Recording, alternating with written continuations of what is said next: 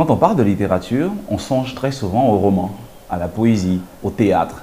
Mais très rarement, on pense à un genre comme l'essai. D'ailleurs, qu'est-ce qu'un essai? Un essai est un genre particulier qui permet à un écrivain de poser un regard sur la société, de critiquer son monde, d'essayer de penser à un monde idéal pour améliorer évidemment le monde dans lequel il vit. D'ailleurs, ce genre est très pratiqué en Côte d'Ivoire. Pensons à un écrivain sulfureux, très sulfureux comme Tibers Kofi, auteur de nombreux essais déjà appréciés, mais beaucoup critiqués également.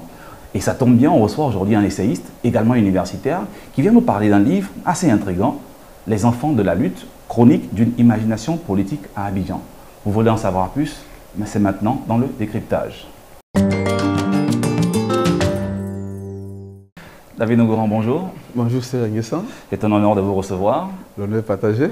Dans cette nouvelle saison d'Antelli, on espère que vous aimez le plateau, très accueillant, très chaleureux. On s'adapte. David Nogoran, vous êtes essayiste. Vous publiez Les enfants de la lutte, chronique d'une imagination politique à Abidjan. D'abord, pourquoi le choix de l'essai? Généralement, pour critiquer, certains auteurs vont prendre le roman, la pièce de théâtre, parfois même la poésie. Vous prenez le choix de l'essai. Pourquoi l'essai? D'abord, je dois te remercier d'abord pour le fait de m'accueillir, de me recevoir sur ce plateau. Ce livre est sorti pour la première fois en 2012 à Paris, je pense aux sorties de notre crise. Et il a été réédité en 2015 à Abidjan. Ça veut dire qu'il a une espérance de vie d'à peu près 10 ans. Mais c'est quand même la première fois qu'on me reçoit vraiment et pour qu'on puisse en parler en long et en large. Voilà, donc merci. Et maintenant, pour revenir à ta question, je pense que cela est d'abord dû à une déformation professionnelle. Je suis universitaire. Et l'essai est un genre qui est à mi-cheval sur la fiction et la pensée rationnelle. Et donc c'est un choix qui est un peu plus aisé pour l'université que je suis et qui pense qu'il manque vraiment de talent en termes de création fictionnelle. Voilà. Voici donc pourquoi le choix de l'essai. Vous manquez de talent en termes de création fictionnelle, c'est vous qui le dites. Oui, peut-être qu'un jour on aura l'occasion de lire l'un de vos romans. Il y a également de nombreux universitaires qui sont romanciers. Donc je pense bien que peut-être qu'un jour vous essaierez à la fiction. Pourquoi pas, mais encore, comme le dit, encore faut-il en avoir le talent. Je ne suis pas très certain que puisse servir ça au lectorat, mais on verra bien. C'est vous qui le dites. D'ailleurs, cet essai, que j'ai beaucoup aimé, on en reparlera, a été préfacé par Tanela Boni, qui d'ailleurs a été invitée dans l'émission précédente. Et elle écrit dans sa préface, elle parle de vous, l'auteur en militant, qui semble avoir perdu ses illusions, comme il avoue d'entrée de jeu, prend du recul, analyse, relate et témoigne, mais surtout perdu ses illusions. Quelles sont les illusions que vous avez perdues? Merci pour cette question. Je perds un ensemble d'illusions qui est en rapport avec un ensemble de croyances sociales chez nous. J'appartiens à une génération qui a scandé « il faut voleur ». « Il faut voleur », c'est une promesse de vie, c'est une promesse de nouveauté, c'est une promesse d'idéal sociétaire. Et c'est tenu par un certain, vous le connaissez bien, Koudou Laurent Gbagbo, qui nous a fait rêver en tout cas, nous dans la génération. Et donc, quand j'adhère à ce type de slogan, c'est bien parce que je formule dans mon fort intérieur un rêve. Le rêve d'une Afrique réellement libre, une Afrique prospère, une Afrique défaite de ces chaînes coloniales. Pourquoi des illusions? Mais parce que au contact de la réalité, au contact du terrain, je pense que les fleurs ne tiennent pas leurs promesses. Donc on peut dire que vous êtes une sorte de militant de la gauche qui a été désabusé par Désabusé, c'est vraiment le mot désabusé. Par mes croyances, par mes rêves, par mon engagement aussi. Mais je pense que c'est le propre de tous les militants qui pensent en termes de prise de distance. Je sais que Mudimbe a pensé... Mudimbe qui était un philosophe congolais. A pensé son militantisme nationaliste. Je pense aussi qu'il y a des philosophes comme Althusser et autres qui ont pensé le rapport au communisme. Et donc, en pensant en termes de prise de distance, on finit par faire un bilan. Et dans les espaces comme les nôtres, on ne peut qu'en sortir désabusé ou désillusionné. Désabusé, déçu, désillusionné. On reviendra sur, vous avez parlé d'oufou et voleur. Oui. C'est un mot qui revient beaucoup, c'est une expression qui revient. Un cri, c'est un souvenir. On en reparlera. Mais déjà, les enfants de la lutte, On songe directement à des titres de Yacouba Konaté comme Les Enfants de la Balle. Est-ce qu'il y a un lien entre cet article de Yacouba Konaté et le titre de ce livre, Les Enfants de la Balle, Les Enfants de la Lutte? Il y a un lien évident. Hein. D'abord, d'ailleurs, cet article, je le cite dans un des chapitres. Yacouba Konaté est un philosophe que j'apprécie énormément. Je salue tout le temps, toujours son style, son élégance. Et donc, c'est un texte que j'ai lu quand j'étais étudiant, Les Enfants de la Balle, et qui m'a profondément marqué, qui m'a profondément séduit. Et donc, je pense qu'il y a donc cette première influence de Yacouba Konaté. Mais il y en a une autre, de Salman Rushdie, Les Enfants de minuit, qui va également m'influencer en termes de relations. Rushdie, grand écrivain indien, vainqueur de Booker Prize. Et qui a été poignardé récemment, et qui est encore vivant, Dieu merci. Et donc voici, en termes d'influence, ce par quoi je suis venu à choisir un tel titre. Très bien. Ouais. Beau titre, Les Enfants de la Lutte. Oui. La lutte qui engendre, on comprendra dans pas longtemps. Et cette lutte, elle a engendré, mais elle commence surtout, je pense que c'est le cœur du livre, les années 90. Le retour du multipartisme. C'est ça. Avec ce cri de guerre, ce cri de révolution, cette injonction presque, au fouet voleur. Vous étiez jeune à l'époque, et vous dites dans le texte, dans votre essai, que c'était la manifestation d'une parole libérée. Est-ce que ce n'est pas plutôt la manifestation d'une déviation de génération? Au fouet voleur, au fouet, c'est quand même le père de la nation. Mais je pense que tous les grands changements commencent par la déviation. Ça, on peut le dire en termes moraux. Mais d'un point de vue symbolique, c'est d'abord une parole de rupture. On sort quand même de près de 30 ans du règne du parti unique, avec donc ce qui va supposer une pensée unique, avec une parole surveillée. Alors quand on entend ça, il est évident que ce propos est assez gaillard pour opérer la rupture. Ah, c'est vrai. Assez gaillard, au fouet voleur. Pour ceux qui vont se situer sur l'as de la morale, c'était une parole, on va dire quoi, d'insubordonné, une parole de damnation. On ne peut pas dire ça au vieil homme. Mais pour une autre génération qui revient des changements, au fouet voleur était un slogan assez prometteur. Voilà. Slogan assez promoteur, je reviens dessus. Oui. N'était-ce pas une injure à l'encontre du président de la République qui incarnait quand même le pouvoir de l'État? De voir des jeunes, des enfants, même si enfants de la lutte, proférer au fouet voleur dans la rue. Oui, si on se place sous l'angle de la morale, oui, mais on ne peut pas voir les choses en termes moraux. Il faut plutôt voir les choses en termes symboliques. Nous sommes dans un univers de symboles.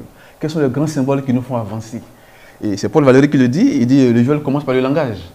Donc je pense que le fait de proférer cette parole de sacrilège en apparence est quand même symboliquement fort. Voici pourquoi ça m'intéresse en fait. Et si on reste sur le plan du symbole, c'est que l'enfant également symbolise l'innocence. Y a-t-il une perte de l'innocence dès le moment où un enfant crie au fouet voleur? L'enfant symbolise également la vérité. Ok. on comprend bien. Un enfant ne ment pas, on dit que la vérité est dans la bouche des enfants. Quand un enfant crie au fouet voleur, évidemment le vieil homme n'est pas voleur au sens où on l'entend. Mais le vieil homme va quand même emmagasiner, en 30 ans de règne, un ensemble de, on va dire, de bilans qui peut-être nécessitait un retrait à un moment donné de son histoire. On peut rassembler tout ça sur le vocable au fouet voleur. Pas forcément en termes moral, mais vraiment, encore une fois, d'un point de vue symbolique. Très bien, on va laisser les lecteurs décider si oui ou non il s'agit d'une parole libérée, d'une symbolique forte, ou plutôt de quelque chose de moral et qui est le signe d'une déviation de génération.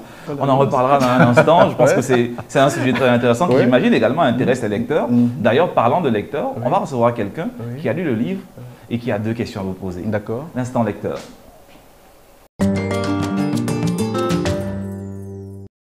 C'est toujours un plaisir de recevoir des lecteurs, des lectrices, de savoir qu'il y a des gens grâce à qui les livres continuent de vivre, parce qu'ils les lisent bien entendu. Et d'ailleurs, nous recevons aujourd'hui un lecteur qui a lu le livre de David Ngouran, Les Enfants de la Lutte. Éric Dubé, bonjour. Bonjour Serge. Bienvenue sur le plateau d'Entre les lignes. Merci. Vous êtes critique littéraire, c'est cela. Bon, grand lecteur. J'imagine que vous aimez particulièrement l'essai? Oui, forcément parce que l'essai, je pense que c'est la pensée rationnelle, c'est dans l'essai qu'on développe plus des concepts qui permettent de réfléchir sur notre société et tout. Donc j'adore l'essai. Vous adorez l'essai? Et vous avez aimé en particulier l'essai de David Ngouran, Les Enfants de la Lutte? Effectivement. Parce que c'est, en tant qu'Ivoirien, en tant que sujet ivoirien, je pense que l'essai interroge la société ivoirienne à l'aune des crises qu'elle a subies. Et l'essai permet de comprendre comment le sujet ivoirien évolue depuis l'ère du fouet. La colonisation, l'ère du fouet jusqu'à aujourd'hui. Très bien. Les enfants de la lutte en particulier, David Ngouran, première question. Alors j'ai plus grand plaisir à lire l'essai de David Ngouran. Merci beaucoup. Alors, la première question, déjà, je voudrais savoir, j'ai lu dans votre essai que vous parlez du Zouglou. Quand vous parlez de la crise ivoirienne, vous évoquez les Zouglou en tant que rythme, c'est-à-dire chant et danse. Et moi, je voudrais savoir comment les Zouglou participent au débat politique en Côte d'Ivoire. Très bien, merci beaucoup, cher ami. Déjà, en parlant de Zouglou, j'ajoute toujours qu'il est un objet politique non identifié. C'est-à-dire que les acteurs de Zouglou vont participer à leur insu à une certaine pratique politique dans notre pays. Pourquoi? Je pense que l'avènement du Zouglou va coïncider avec le fameux feu voleur, années 90. Je pense que le Zouglou en tant que rythme va également s'imposer dans nos sociétés en croisant une frange jeune, notamment estudiantine, et qui ensemble vont porter au grand jour la voix des subalternes, si on peut dire de cette façon-là. Parce que pourquoi le Zouglou est un site. Donc la voix de la population d'en dessous. C'est ça. Donc c'est un site politique, mais à l'insu des acteurs, parce qu'ils ne savent pas qu'ils sont en train de faire. Vous voulez dire que les chanteurs de Zouglou étaient inconscients de la lutte politique qu'ils menaient? Je pense que oui, c'est vraiment ce côté naïf de la chose. Hein. Comme dit quelqu'un, ils ne savent pas ce qu'ils font. Ils ne savent pas ce qu'ils font. Voilà. Très bien. Deuxième question, Éric Duguay, qui sait ce qu'il fait, lui? La deuxième question est relative à la presse occidentale que vous présentez comme un instrument de la Franc-Afrique. Je voudrais que vous expliquiez ce que vous appelez. Pourquoi vous présentez la presse occidentale comme un instrument de la Franc-Afrique? Donc, bon, instrument de la France-Afrique, la presse occidentale. Bon, d'abord d'un point de vue théorique, hein, la presse appartient au fameux aïeux, hein, l'appareil idéologique de l'État. Là, c'est par la presse que l'État officiel va divulguer un ensemble de ses croyances, de ses idéaux. Concernant l'Afrique, je pense qu'il y a une espèce de pensée unique de la presse occidentale et qui permet d'assurer l'hégémonie de la pensée occidentale. Il suffit de voir la façon dont nos crises sont couvertes par même les grandes presses occidentales. Je ne peux pas les nommer, mais évidemment, la presse occidentale, d'ailleurs comme la presse ivoirienne, sous le parti unique, va exactement remplir cette fonction politique qui est de contribuer à asseoir, à consolider et à faire pérenniser un ordre qui est celui du dominant. On voit que le regard de l'intellectuel est très cruel sur la musique, la littérature, la presse, la politique. À un moment, qu'est-ce qui va en Côte d'Ivoire? Y a-t-il quelque chose de positif dans ce pays, dans l'histoire de ce pays en tout cas? Il est cruel, il est peut-être froid, mais encore une fois, le fait que ces sites qu'il vient de citer participent de la violence politique et le fait que notre histoire soit politique ne veut pas dire que tout est négatif. J'ai dit le moteur de l'histoire, c'est la violence. Mais il y a autre chose. Il faut bien qu'il y ait cette espèce de contradiction, comme dit l'ancien marxiste, pour qu'on puisse opérer le fameux saut qualitatif. Vous voyez, donc vraiment en termes d'interprétation, tout n'est pas terne. La lecture est peut-être cynique, mais le résultat n'est pas terne. Il s'agit de faire voir le procédé par lequel la société avance. Lecture scénique, lecture pessimiste, on en reparlera dans un instant. En tout cas, merci Éric Duguay. Critique littéraire, on dit souvent les critiques qu'ils critiquent sans écrire un livre en projet. Oui, un livre en projet, forcément, j'ai travaillé sur mon thèse, un recueil de poèmes. Un recueil de poèmes. Finalement, la poésie en Côte d'Ivoire, une longue histoire. Merci beaucoup Éric. Merci à vous. Vous restez avec nous. David Ngouran, il y a quelqu'un d'autre qui a une question à vous poser, mais qui n'est pas ici avec nous. C'est un rituel de l'émission. La question selfie.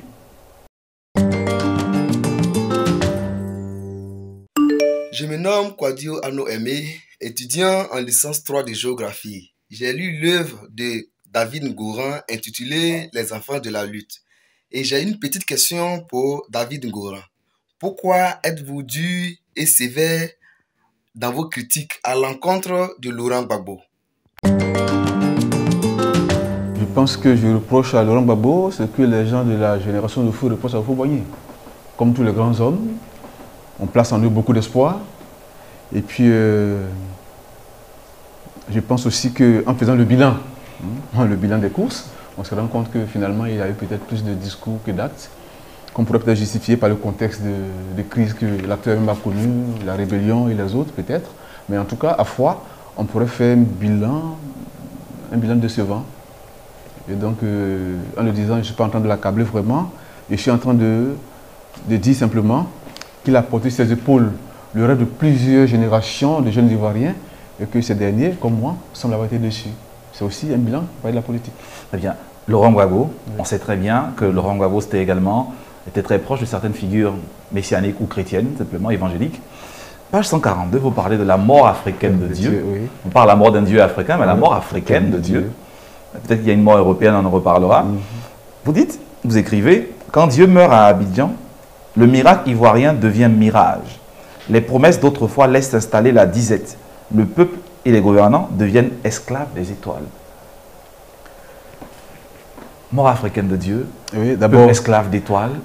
D'abord, on va le référer à Nietzsche.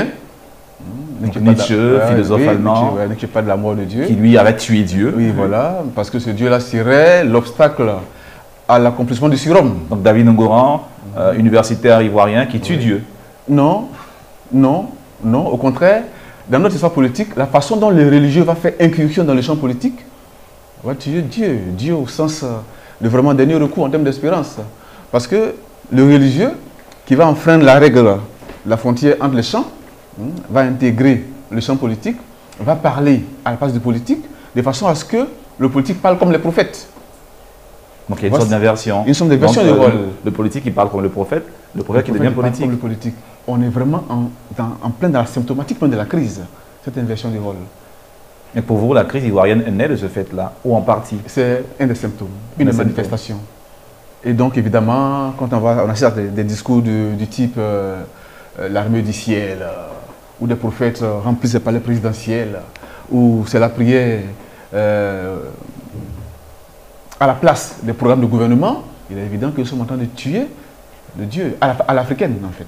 Tuer Dieu à l'ivoirienne. À l'ivoirienne, si on veut dire, à l'ivoirienne. Vous avez parlé de Nietzsche, philosophe, qui a décrété la mort de Dieu pour des raisons qu'on sait.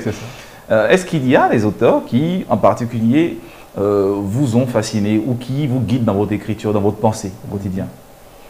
Un seul en particulier. Un seul, il y a un livre que je traîne partout, que je lis partout où je passe, que j'estime être un des meilleurs livres. C'est un livre de Valentin Yves Mudimbe, Les corps glorieux des mots et des êtres. Et ça tombe bien, aujourd'hui, dans les grandes plumes, c'est bien à Valentin Yves Mudimbe ou à Vumbi Yoka Mudimbe, comme on veut qu'on l'appelle, que nous rendons hommage. Les grandes plumes.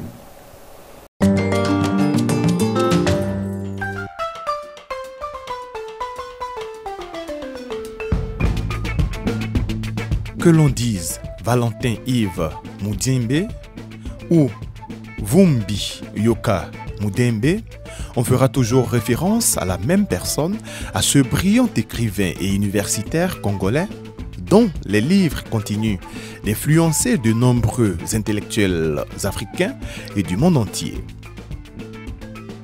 Né le 8 décembre 1941 à Likasi, en République démocratique du Congo, Valentin Yves Mudimbe envisage très tôt une carrière de moine.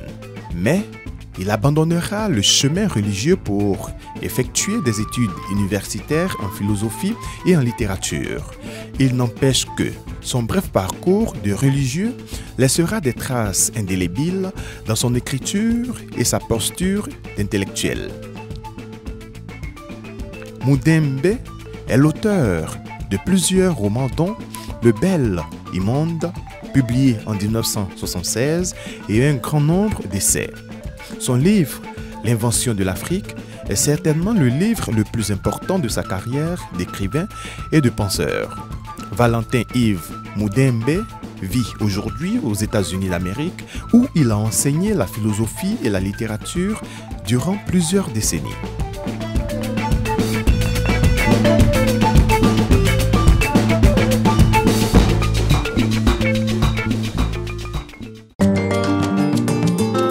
Valentin Yves Mudimbe ou Vumbi Yoka Mudimbe, selon la formule qu'on veut bien employer, un écrivain qui est salué par la plupart des grands intellectuels africains, dont par exemple Achille Mbembe, Felwine Sarr, mais également David Ngoran.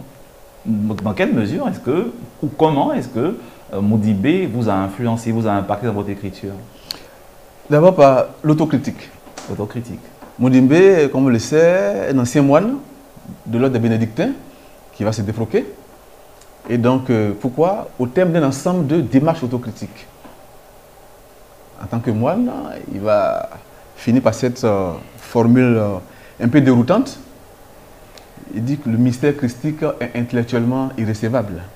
Pour un moine, ce sont des choses qui ne peuvent qu'éveiller la curiosité. Donc le mystère de Christ est impossible à comprendre de façon intellectuelle.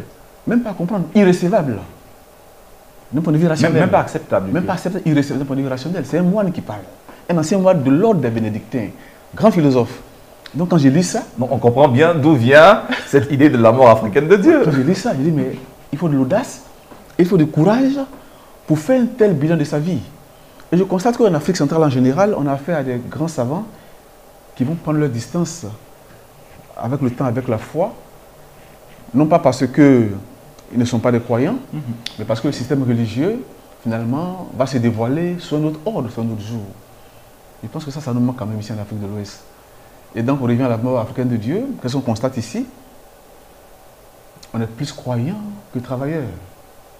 Il y a ici, dans notre pays, un ensemble de phénomènes qu'on trouve dans beaucoup de pays africains et qui consistent à faire du religieux une espèce de business.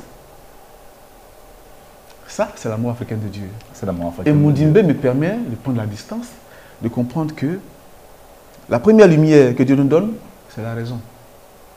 Le reste n'est que récit, le reste n'est que mythe, le reste n'est que croyance. Valentin Mudimbe, à qui on doit également l'invention de l'Afrique.